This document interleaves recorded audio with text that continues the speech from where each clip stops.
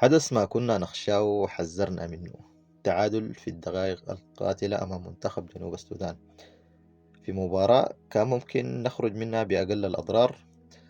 خطأ قاتل جدا من الحارس أبو 20. طبعا كالعادة الحارس أبو 20. أنا ما أعرف هل المنتخب السوداني ده ما فيه حارس بديل للحارس محمد المصطفى. السودان ده كله حواء السودانية دي عجزت أن تلد حارس آخر غير محمد المصطفى. أبو 20 الحارس ده فقد الثقة في نفسه تماما. أنا ما أعرف ليه مدرب المنتخب مصر على إنه يختاره في كل المباريات. دائما ثقتك في نفسك دي لما تفقدها صعب إنك تسترجعها. محتاج يا إما إنك تعتزل ولا إنك تبعد عن كرة القدم فترة عشان تقدر إنك تعود لك ترجع لك تدريجيا. لكن إنك تخطئ وتاني إنه يتم اختيارك وتعيد نفس الخطأ.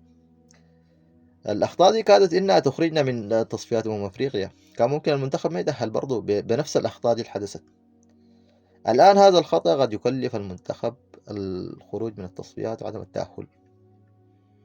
قد يكون سبب. ليه دائما بنكرر في نفس الأخطاء؟ بنكرر في بنكون واقفين في نفس المكان. ما في حارس سوداني تاني غير أبو 20 ده. مع احترامنا والله الواحد ما قاعد يشخصن الأمور دي إنه يتكلم عن حارس ولا يتكلم. المباراة فيها أخطاء كثيرة، لكن أبو 20 الخطأ بتاعه خطأ كبير جدا. كرة زي دي معروف إنك وسط لاعبين أو 3 لعيبة ما بتحاول تمسكها بيدك، بتطلع الكورة بوكس. مبدأ الأمان إنك تضرب الكورة بوكس بتطلعها ببساطة، ما محتاج إنك تتفلسف عشان تمسكها وتعمل تضيع زمن وكلام كتير. مبدأ السلام إنك تضرب الكورة بوكس بتطلع خلاص. بعد ذاك تطلع ركنية، تطلع رمية تماس. المهم إنك تبعد الخطر أولا. يا ريت إنه الجهاز الفني ده يراجع خياراته في أبو 20. أنا ما أعرف السودان ده كله ما فيه حارس غير أبو 20. يا ريت إنه يجيبوا حارس إن شاء الله، حارس من الناشئين. أنا متأكد إنه ما بيرتكب الأخطاء دي. أبو 20 حاليا هو ما أخطاءه دي ما أخطاء مستوى. هو مستواه الحارس ده كان مستوى كويس جدا، لكن الحارس ده حاليا فاقد الثقة في نفسه. ثقته مهزوزة تماما. يعني بيدخل المباراة إنه هو خدت في عقله إنه ممكن يخطئ. وإنت لما تدخل المباراة في نفسك مهتز، أكيد إنك بترتكب لك خطأ. بتضيع به مجهود زملائك وبتضيع به مجهود مسيرة 5 أو 6 مباريات.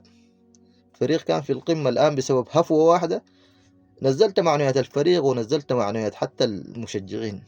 والآن الله يستر على الهلال في مشواره الأفريقي، إنه الحارس عيسى فوفاني إذا تعرض لإصابة مشوارك الأفريقي كله بيضيع في لحظة. لأنه تعتمد على أبو 20.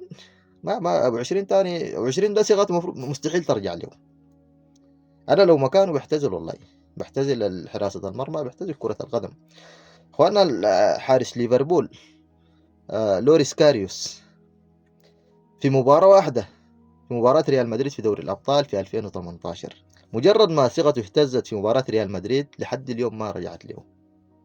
مشى لعب في أندية كثيرة جدا، ارتكب نفس الأخطاء بيكررها. في النهاية قرر اعتزال كرة القدم. فما عيب إنك تعتزل، لكن العيب إنك تكون مصر إنك تخطئ وترتكب أخطاء قاتلة في حق زملائك، في مجهودهم، في كل اللي قدموه في المباراة السابقة تجي تنسفه في لحظات. كونك تعتزل ما عيب.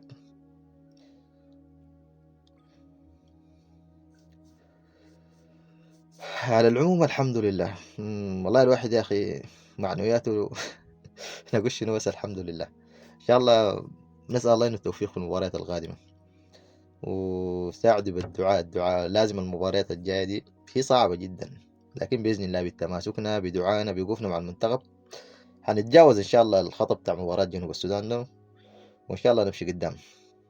تحياتي لكم.